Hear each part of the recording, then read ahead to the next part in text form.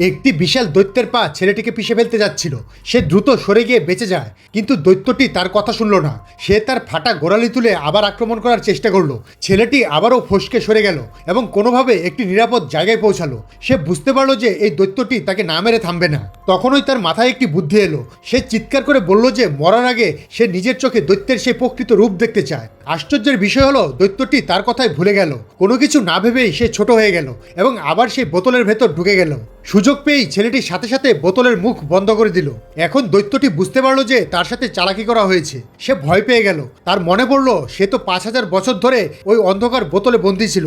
ঘাবড়ে গিয়ে সে ছেলেটির কাছে ক্ষমা চাইল এবং 3টি ইচ্ছে পূরণ করার প্রতিশ্রুতি দিল। ছেলেটি তার কথা মেনে নিল এবং দয়া দেখিয়ে বোতলটি খুলে দিল।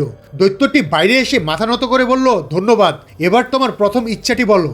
ছেলেটি বলল, আমি অনেকদিন ধরে ক্ষুধার্ত, আমার গরম এবং সুস্বাদু খাবার চাই।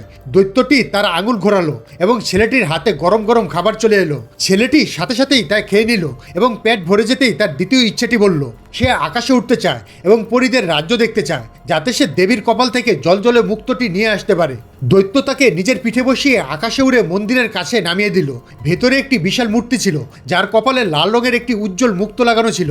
কিছু প্রহরী সেটি পাহারা দিচ্ছিল।